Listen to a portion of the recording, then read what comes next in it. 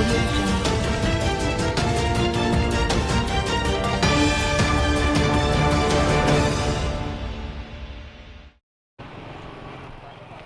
Menyikapi banyaknya laporan temuan kesalahan konstruksi yang ada di mega proyek pendestrian tahap 2, PLT Bupati Nganjuk Marhen Jumadi lakukan sidak bersama dinas terkait.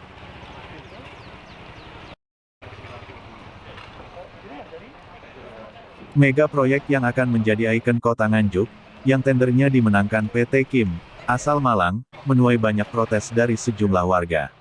Seperti adanya foto dan video yang menyebar terkait kesalahan konstruksi di proyek pendestrian tahap 2 koridor Ahmad Yani.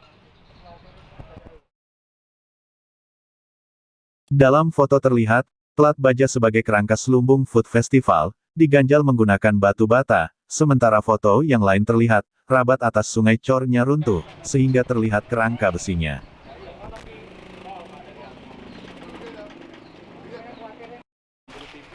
Dari hasil pantauan, LSM, yang terjun langsung ke lokasi proyek, ternyata, masih banyak pekerjaan yang kurang memenuhi standar kualitas.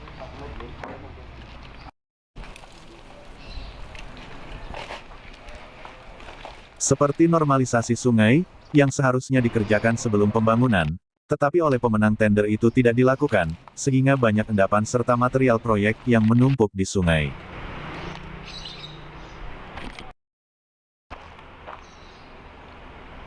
Selain itu Hamid juga menemukan, bangunan beton di atas sungai yang kurang kuat konstruksinya dan sudah mengalami retak-retak.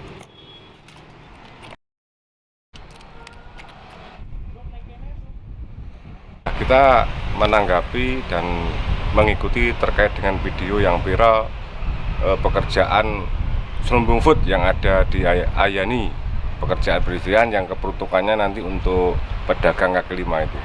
Seperti apa Mas, bisa jelaskan Mas hasil temuannya? Jadi setelah kita terjun ke lapangan, ternyata di bawah sungai itu tidak dilakukan pembersihan dulu, sehingga potensi banjir di Nganjuk itu cukup tinggi nanti, karena sungai tidak dibersihkan dulu, langsung ditutup sama plat beton.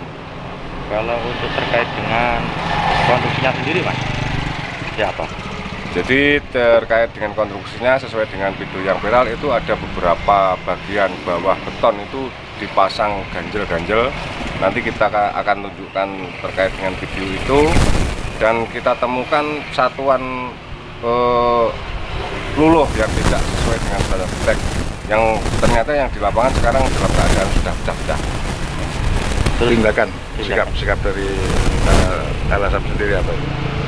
Tindakannya kita akan memantau dan berkoordinasi kepada beberapa pihak untuk mengawasi ini agar pekerjaan di pendestrian ini berkualitas baik. Pada kesempatan itu, PLT Bupati Marhen Jumadi meminta keseriusan pengerjaan proyek ini, karena hal itu akan berimbas kepada pemerintah daerah maupun masyarakat.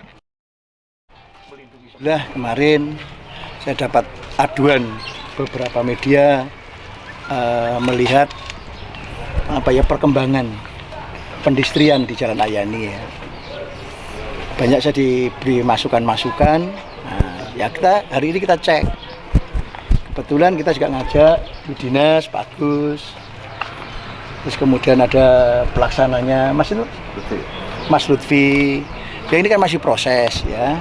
Masih proses.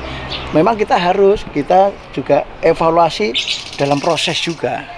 Ya. Jangan sampai misalnya ini udah meletek-meletek, nanti ditumpui kan nanti jadi problem. Maka ini adalah proyek terbesar dalam masa pandemi ini, sehingga jangan sampai masyarakat Pemda dirugikan. Karena apa?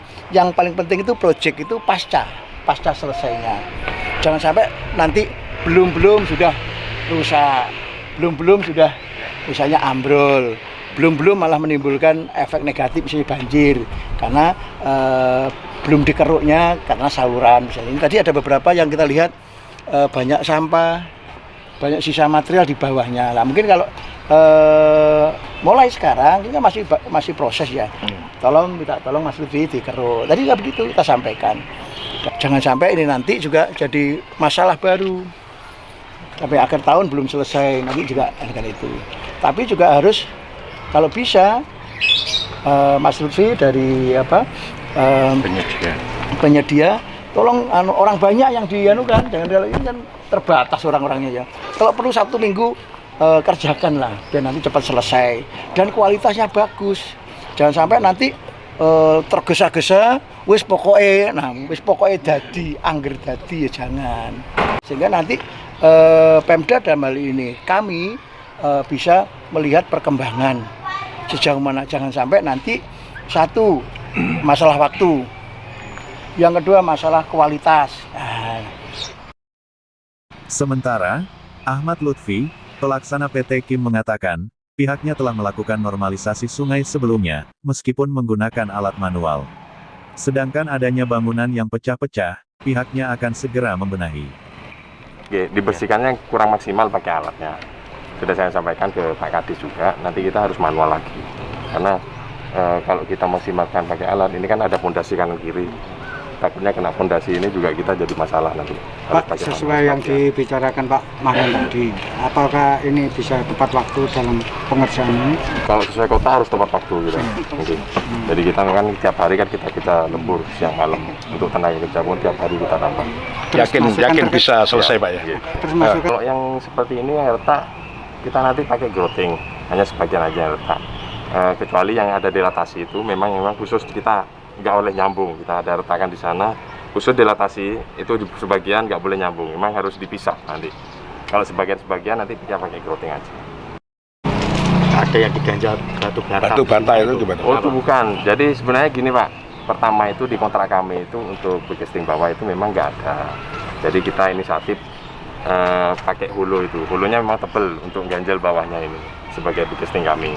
Nah yang di bawahnya itu memang sebagai penopang aja, karena itu memang tidak ada di kontrak. Akhirnya kita kan komplain ke sana, minta kontrak untuk penambahan untuk bikestingnya yang di bawah. Akhirnya kita kan langsung kita ganti kayu seperti itu. soalnya yang Iya, makanya pekerjaannya memang saya yang suruh. Jadi untuk mengganti yang kayunya, coba siapa pakai hulu, karena hulu memang tebel hulunya, lebih kuat dari kayunya. Nah kalau hulu, kalau untuk penyanggahnya, nah itu coba pakai apa penyanggahnya? Akhirnya pakai yang batu itu paving, bukan batu sebenarnya paving. Nah, ya, nah ternyata yang di sana saya komplain Pak, kalau harus pakai ini semua saya nggak ngatasi karena hulunya mahal.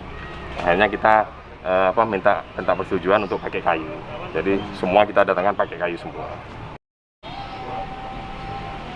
Dari Nganjuk, Siti Nur Khalifah melaporkan.